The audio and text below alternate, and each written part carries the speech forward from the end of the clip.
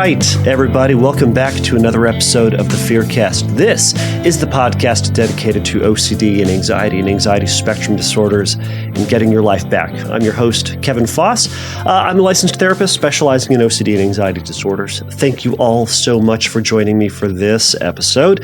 This is a fun episode. So we're not doing a question today, but I do have the honor, the privilege, the fun to have Mubeena Mirza on to talk about scrupulosity, religious scrupulosity within a Muslim community, and particularly in anticipation of Ramadan. So the month of Ramadan is coming up for for Muslims, for the Muslims that are practicing this. I was going to say a lot of Muslims. It's coming for all Muslims, but for some who are going to participate or not, this is the weirdest way to possibly start this, and here we are. So I was able to get Mubeena on, to chat about this. Love having her on to talk about her experience, her knowledge, her care, her passion for the Muslim community. And it's also a great opportunity for folks who don't have religious scrupulosity to learn about another way that OCD can manifest. And ultimately, a lot of the same stuff that we're talking about in this episode applies to pretty much everybody else who has OCD, who has anxiety, who has religious scrupulosity. Yeah, it's going to be talking about maybe a subject or a particular topic or the way that it manifests or the content of the obsession slightly differently. However, OCD is OCD. We've talked about this before. It's all kind of the same, and we ultimately, at the end of the day, we want to be treating it the same. So we'll be talking a little bit about that. So, I've asked her before, if you have particular questions that Mubeena can help answer. As you know, the Fearcast is a question and answer based podcast. My goal here is to answer your questions. You can message me over at fearcastpodcast.com. You can send me a audio question over at Fearcast Podcast. You can also send me an audio question over at Instagram. I am Fearcast Podcast over there, so check me out over there. And send me an audio question. Those get sent to the tippy top of the list. However, send me your text question as well. The best part about this is we try to maintain as much anonymity as possible. Tell me whatever name you want to be called. I'll call you that name. And we'll put it up on a future episode. So let me tell you a little bit about Mubeena before we jump into this, and we'll just jump right into our conversation. By the way, if you are watching over at YouTube, since I'm now putting all these up on YouTube, you'll see my cockatiel hair. It's a little, I adjusted it slightly. This is just me being vain and just not knowing how to, what do I do with my hands? Anyways, I've had a face for radio for years. So here we are trying to put that up. But you'll see the mustache. It's doing something good today. It's like a full, both sides are participating and they're both doing the same thing what the other is supposed to be doing. So this is the saga that goes on in my life. You did not sign on to hear about me talk about my mustache, but here we are. All right, let me tell you about Mubeena, and then we're going to jump into it. All right, Mubeena Mirza is a licensed clinical social worker specializing in the treatment of OCD and anxiety disorders. She received training in the treatment of OCD at the UCLA OCD Intensive Outpatient Program. She is certified in cognitive behavioral therapy and incorporates mindfulness-based practices, including acceptance and commitment therapy into treatment. She is involved with the OCD of Faith and OCD Task Force and advocates for OCD awareness in the Muslim community. Mubeena's practice is based in Redondo Beach, California. So, without further ado, here's my conversation with Mubeena Mirza.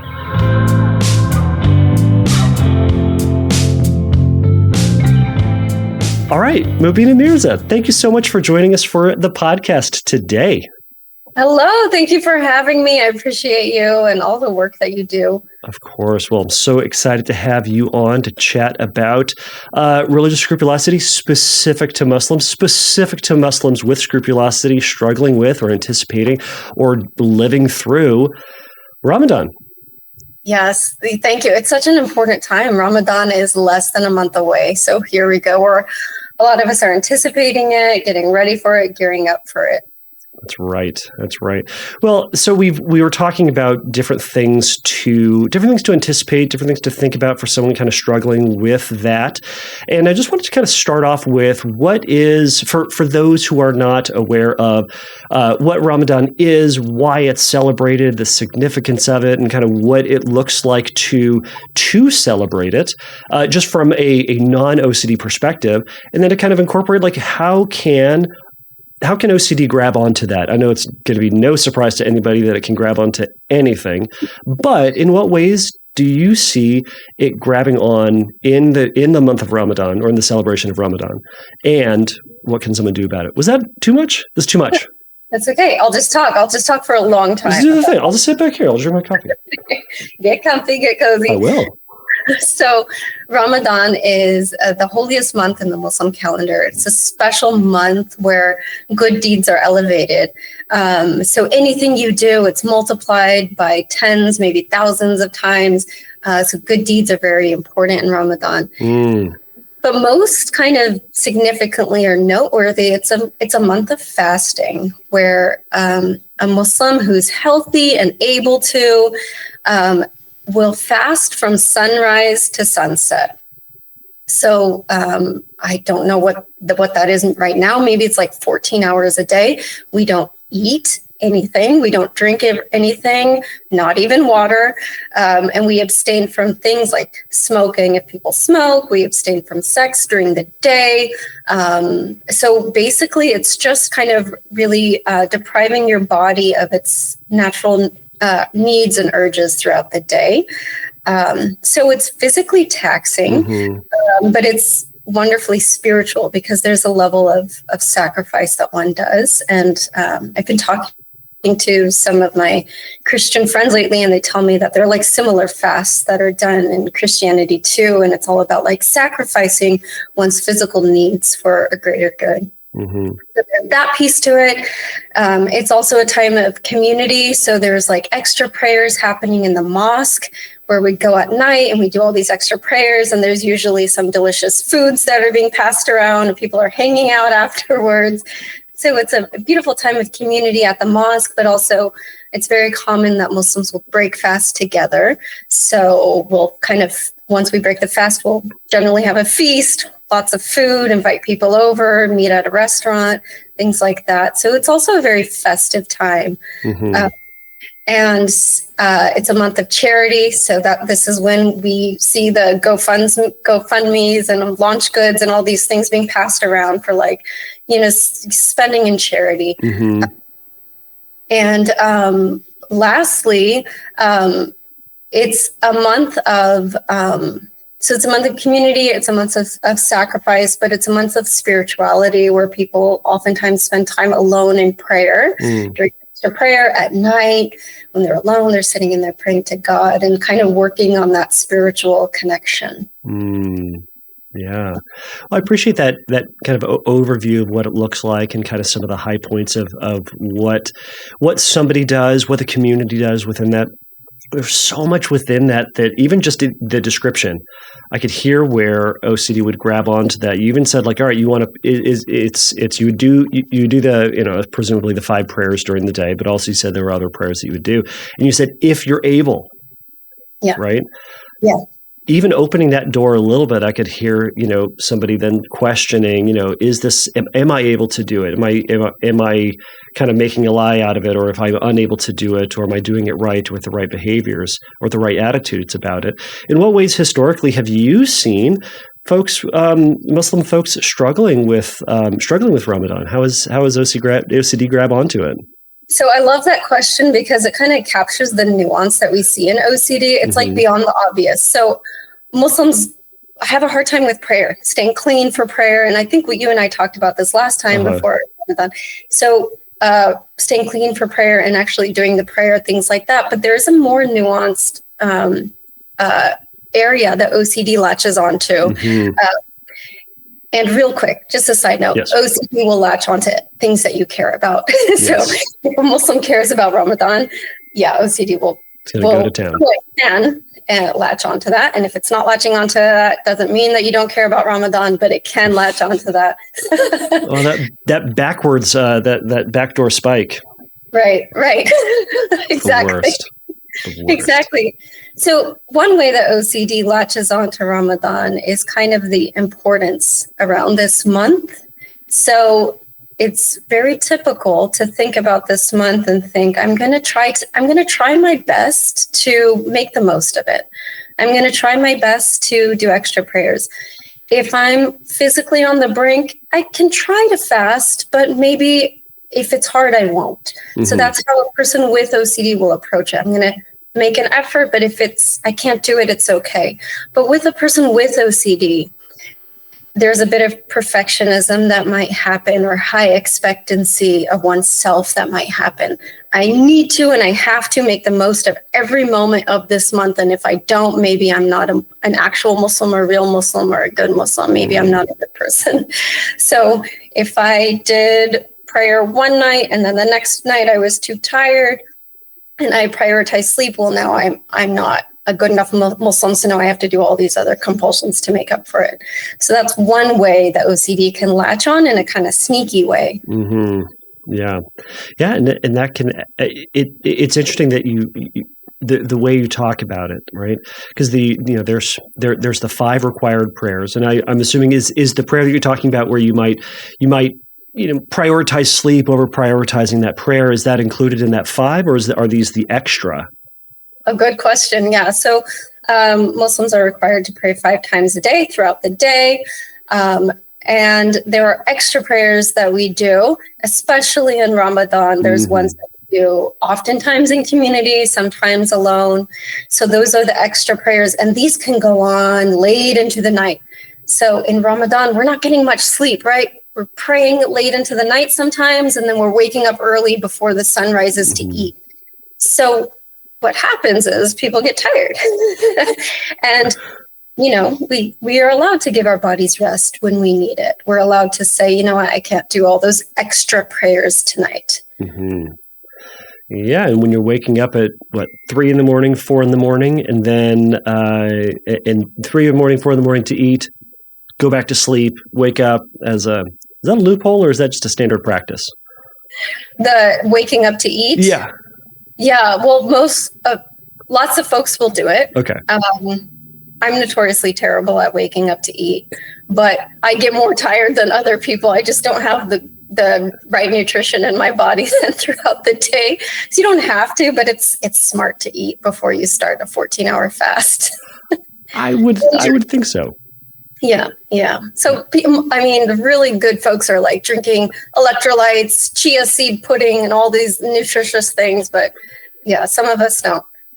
Some of us just go to town once the sun goes down. Right. Fair enough. So I think it's important in what you already said is that to know that OCD is going to grab onto what you value the most, and especially with all the pressure. I'll put that in quotes, I suppose. All the perceived pressure placed on the month of Ramadan, the importance of it, the community component of it, and I can imagine the community component is going to contribute to a sense of kind of accountability. And it's like if I'm failing, I'm not only failing God, I'm failing my community. Yeah. But it can attack in a lot of different ways. So you sent me a list of 5 different ways or 5 things to kind of consider as someone's approaching Ramadan, or right in the middle of it, about ways that they can kind of ground themselves, accept the anxiety, kind of push through. So I'd love to just kind of go through those and hear what your thoughts were on what they can do, on what someone can do to help kind of make it work. Thanks. Yeah, I kind of was thinking about, how to best support folks in Ramadan, and talking to my clients and helping them kind of anticipate this month that's coming up. So I would say in most general therapy for OCD, the first step is always acceptance. That comes with a bit of psychoeducation around OCD, and acknowledgement that what you have is OCD, and it just is. That's how your brain is wired. There's not a lot you can do. We can't take out your brain and take a chunk out of it and say, now you don't have OCD. You have OCD, and that's okay. People are afflicted with different things. And Muslims believe that we're all kind of given different trials right? And we're not given any trial more than we can bear. So with acceptance comes with an acknowledgement that your brain is wired to have that overactive alarm system in your brain. Every single person on this planet hopefully has an alarm system in their brain that helps them perceive threats and react to them. They don't, when there's a problem, they wouldn't be able to react, right? In California, here we have earthquakes. And if the ground starts shaking, we jump into action, right? We know exactly what to do. Our alarm system works. And we jump into something that will keep us and those around us safe. But for a person with OCD, they perceive more threats than there actually are threats, right? And they react to more threats than there actually are threats. Yeah. So kind of knowing that there's that pattern, right? You've got this way of thinking, and your brain's got this way of kind of perceiving the world around you, misperceiving dangers that may or may not be there, and over attributing dangers to places where there may not be any real danger. Right. Kind of knowing that pattern's going to be there can really help someone kind of, is it to anticipate? Is it to shift away from? What can that awareness kind of do for that person, or how can someone take that awareness that they've got OCD and put that into a functional way for Ramadan? Right. So what is really helpful, I think, with acceptance is kind of that distance from your thought or thought diffusion, right? This is something that is happening to me. It's part of my experience, but it's not necessarily true. So for example, if someone is fasting and they're taking a shower, they might get a thought, what if a drop of water went into my mouth by accident? And now I'm responsible for taking care of that. And so now I'm going to go ahead and do a ritual to feel safe, right? If someone feels that urge, has that intrusive thought, feels that urge to do a compulsion, if they know and they recognize they have OCD, now they can at least acknowledge that, accept that this is likely OCD, and then work on kind of not doing the compulsive behavior. Yeah. And so much of working with and overcoming OCD is the awareness of what triggers are coming when you're getting that temptation to kind of go on over into anxiety land and respond to it through compulsions, and kind of saying, all right, I know where all these road signs are. I know that this historically has impacted me. So instead of going with that, I'm going to kind of, as I've talked about it before, is like relying on your compulsive conclusion, meaning like trusting that, you are who you are. You are trusting God for who God is, and saying, I know what this is historically. So instead of going through the whole process to end with, that was unnecessary, I'm just going to cut to the chase and trust my past self with it. Right. Clunky way to say that, but there it is. Right. Yeah. So, is there more you wanted to add, or do you want to shift on to that second point? Yeah. Okay. Yeah. So the second point you have on here is self-compassion. Yeah. Tell us about that. So self-compassion is so important in working with OCD. The way I say it is that OCD is fueled by guilt and shame. Yeah. OCD is fueled by guilt and shame. And an antidote to guilt and shame is self-compassion. All that compassion and empathy that we are readily willing to give other people, if we turn it inwards, then we aren't weighed down by that. So when we're talking about how to have self-compassion towards someone with OCD that's approaching Ramadan, or it is Ramadan, acknowledging how hard this moment is. And it's not hard because of anything you've done wrong, or it's not hard because of a lack of spirituality that you have. It's hard because, the first point, you have OCD. Yeah. Right? And so you're going to have an added layer of difficulty in this month of strenuousness. So it's a really hard month.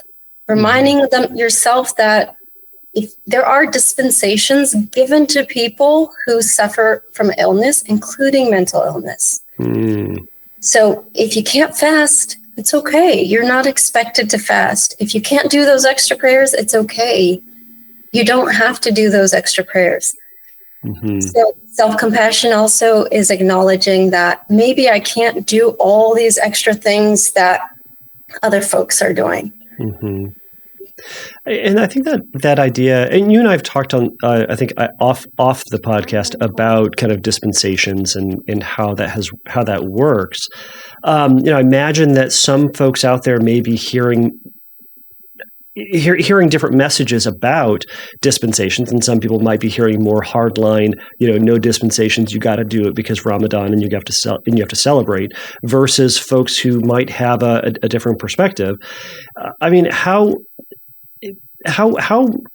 common is it, or how common is it to have someone kind of wrapped up in, well, there might be dispensations for some, but there aren't dispensations for me? Right. That sounds like the piece of hyper responsibility that comes into OCD, that I'm special, I'm different, dispensations don't matter for me. So there's that, and I want people to acknowledge that exists. And if that's happening, then talk to someone and get feedback, talk to a loved one. But when it comes to dispensation and receiving them, look, I don't give out dispensations religiously because I'm not qualified to do that. I don't know enough about religious rulings and text, right? I can't do that, even though I'm practicing Muslim. So when it comes to dispensation, if somebody is curious about that, I would recommend they go to a trusted religious leader, an imam, a sheikh, a sheikha, in order to get kind of dispensation if needed. But go to someone that understands mental health issues, because not everybody does. There are hardliners that don't take into account mental health, mental illness. Right.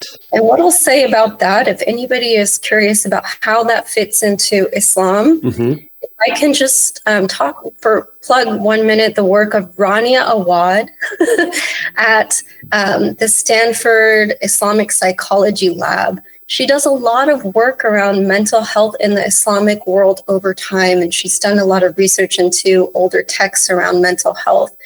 And what she's found is that, first of all, OCD was recognized in the 8th or 9th century in the Islamic world. And second of all, there were these wellness centers that existed that did holistic wellness for nutrition and physical health, but they also included sections for mental health and mental wellness. And they used some of the techniques that we know now are evidence-based, including exposure and response prevention.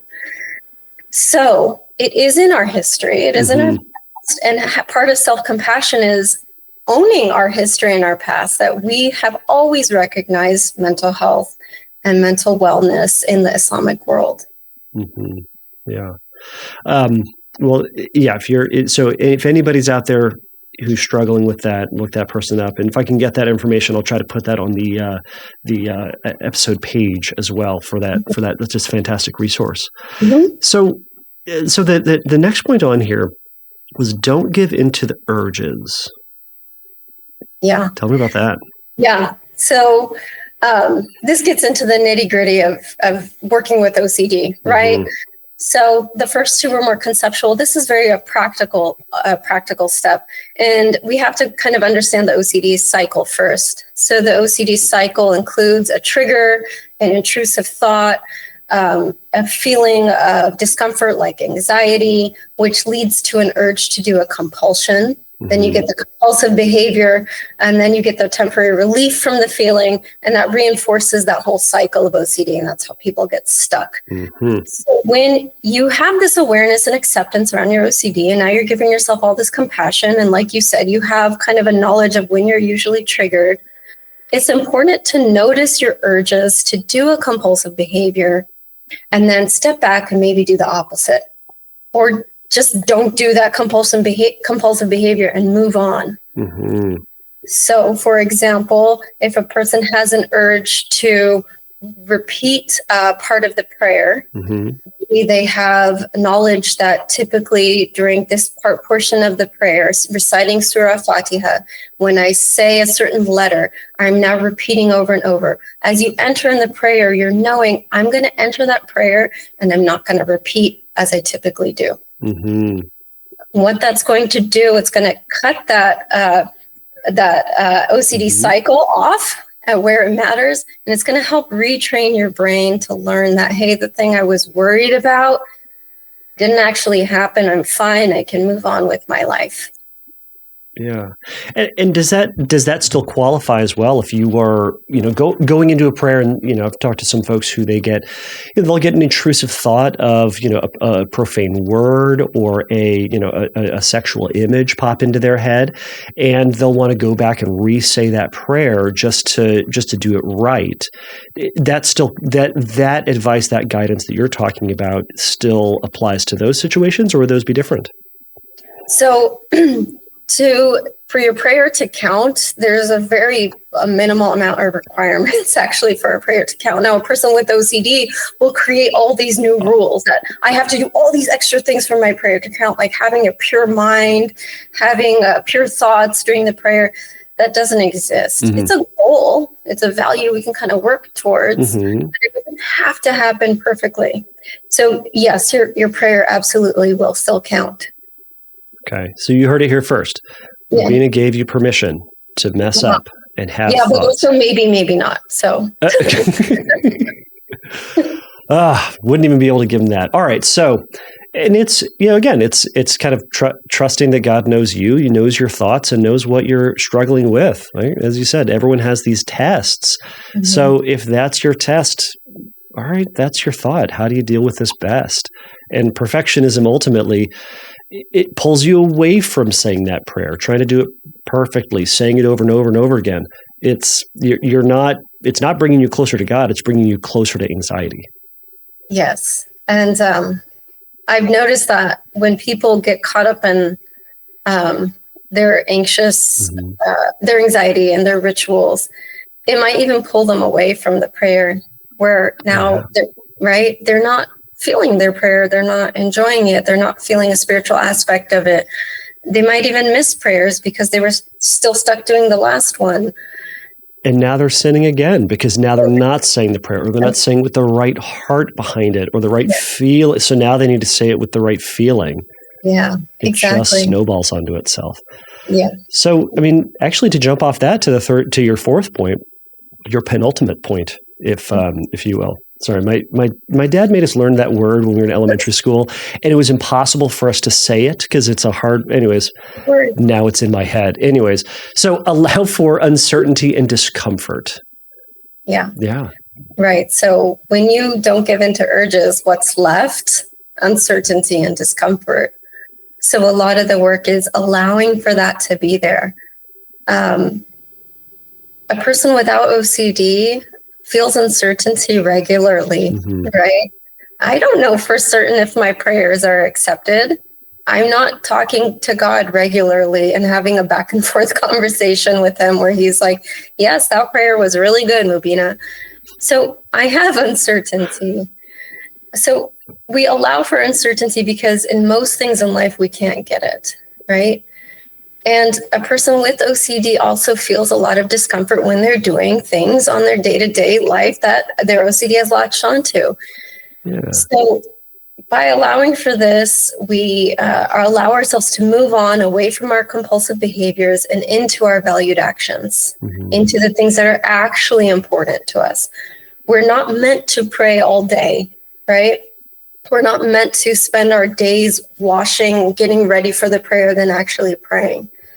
And we're not meant to have certainty that our fasts are absolutely perfect, that no drop of water could have gotten in. We're meant to actually do the things we're required to do and then engage in life. Go out and be with family, go out and do work, be productive, back, do other things. So that's where we move into away from uncertainty, allow for it, move away from it, and into the things that are important to us. I love that. What I also really want to highlight is you said something so important. You said you don't even have certainty about whether or not your prayers are, you did them right or you did them wrong. There's a natural level of uncertainty. But it doesn't say that you don't want certainty. It just means that we live with the reality and the forced reality of uncertainty. Like, it would be nice if after every prayer we got a message from God that said, nailed that one.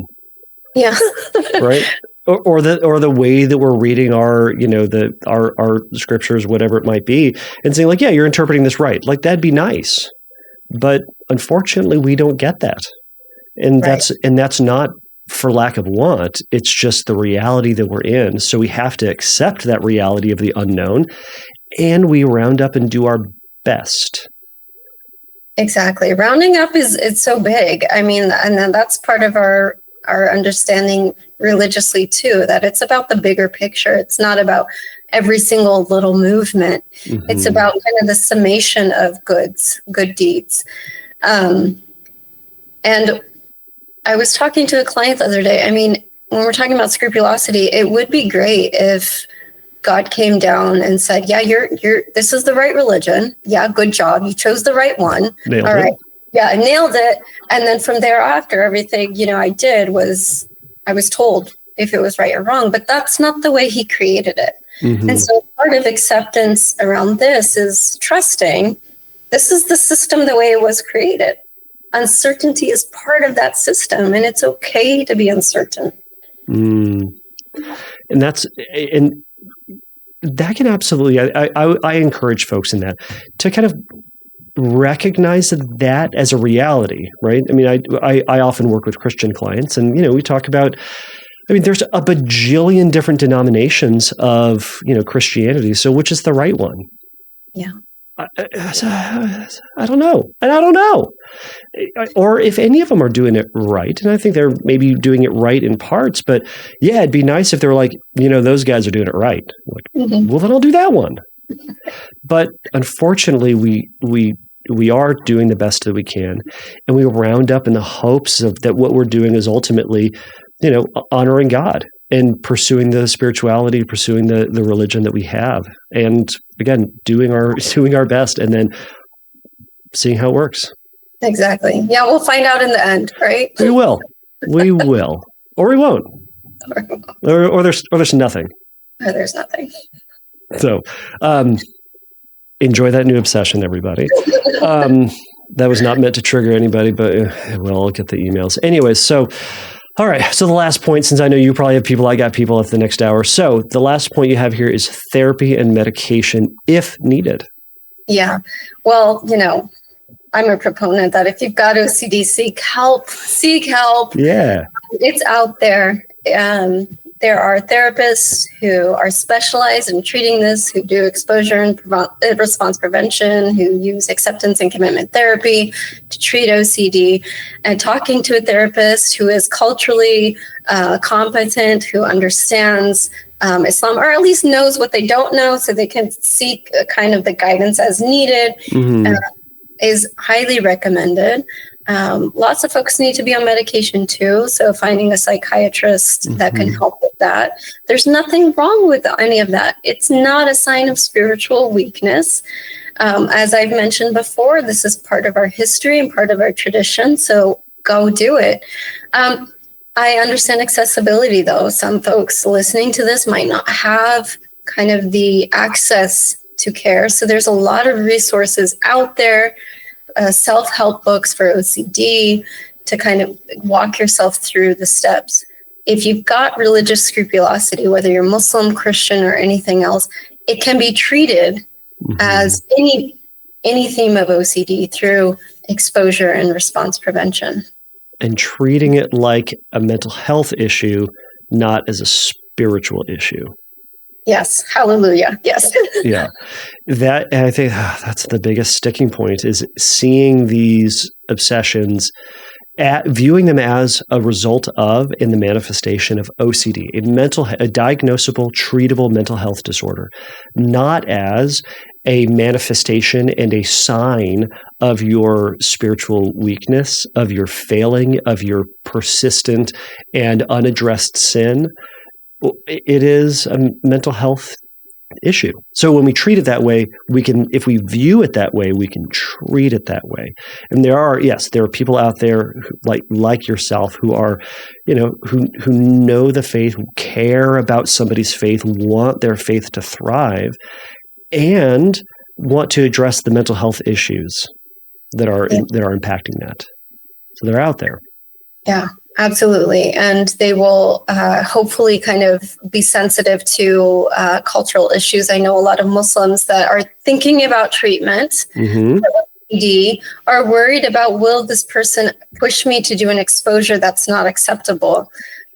Just find someone that you can have those conversations with. They should hopefully be asking you, is this acceptable in your religious practice or not? And every Muslim's different. So I do that all the time. I'm sure you do that with your clients too, Absolutely. right? Is this I practice this way, but is this within your understanding? And having that back and forth is absolutely possible. Yeah, I feel like we talked a little bit about this during our first conversation about Muslims group, about how to find a therapist who's going to be sensitive to your faith. And the reality is that therapist, even if they are a practicing Muslim themselves, they might practice things ever so slightly differently. And our job as a therapist isn't to make your faith our faith. It's to help you in your faith thrive as best it can, without the impact, as minimizing the impact of OCD on it. And that's the hard part in all of it. But that's ultimately what we're trying to get at here. Right. So therapy or self-help should all get you closer to practicing the religion in the way that's meaningful to you. And that includes practicing Ramadan in a way that's meaningful to you, and however that looks for you. My Ramadan is different than my husband's Ramadan, and it's different than my cousin's Ramadan, my sister's Ramadan. We all have different ones. And for my Ramadan, it's going to be a little bit different than my client's Ramadan. And that's all good. And just having faith that we're doing the best we can with what we've got. Right. And and I've said before, now is the best time in history to have OCD, in the sense that there's so much information out there, so much free information, so much accessible information. I mean, that's one of the reasons we put out this podcast and love having folks like Mubeena on to talk about this, so we can get this information out there to folks who need it. There's the IOCDF main conference that happens once a year. There's the specific faith and what is it called? The OCD. Faith and OCD conference. So it's, as you can imagine, just faith and OCD stuff. And for both of those, if there's a financial issue, there are scholarships available to both. And you just have to reach out to the folks who are running it, and I'm sure have a conversation with them. But if that's your obstacle, reach out. But there's tons of information and tons of good folks out there. So I encourage folks to avail themselves to those options. Absolutely. Yeah. Is there anything else that you would like to add at the tail end of this? What is the thing that's going to fix everybody? Ready, go. Oh, okay. Yeah. Oh, okay. Well, listen to Kevin's podcast. Obviously. If you're hearing that, well done. You're doing it. Good job. Good. I just wish everybody a happy, joyous, blessed Ramadan. And all my hope and compassion, it goes out to everybody listening to this, whether you're a person with OCD, a faith leader, or a person helping somebody with OCD. You're in the right place, and just stick with it. Yeah. Where can people hear more about you? I have a private practice, Beach City CBT in Redondo Beach. I'm also involved with the IOCDF Faith and OCD Task Force, where I advocate for awareness in the OCD community around things like this. And I do a monthly support group on Stick with the Ick for Muslims. It's specifically for Muslims or anybody that's interested in talking about Islam and OCD. It's free. Yeah. Check out that group. So the whole Stick with the Ick group that Katie O'Dunn put together, Dr. Katie O'Dunn put together. It's a great resource for anybody with scrupulosity. There are tons of groups, tons of information, so you can check that out. Task Force sounds official. Is there a badge? We have entire costumes that we wear with capes. That's amazing. Well, that makes sense. So I kind of want to see, but that's a separate conversation. That sounds fun. Anyhow, so everybody check out Mubeena's information, check out her stuff. You can check out the previous episode that we had with her on, so you can listen to that. But otherwise, Mubeena, thank you so much for taking your time to share your knowledge, your passion about this, and helping people move forward in their life. Of course. Thank you for everything you do. Of course. Have a good day. Thanks. Thank you for listening to the Fearcast. If you would like your question answered on a future episode, please click on the Submit a Question link at fearcastpodcast.com. If you would like your question answered sooner, please send me a recording of your question to questions@fearcastpodcast.com or by sending me an audio message through Instagram by DMing me at fearcastpodcast on Instagram. If you like the Fearcast, please write a review on your podcast platform of choice. Please remember that the Fearcast is not a substitute for psychotherapy. If you need a little bit of help in your recovery, please go over to fearcastpodcast.com and click on the Find Help link, and there's going to be some information for you there. So until next time, take a risk, challenge yourself, and don't take your brain too seriously. Bye.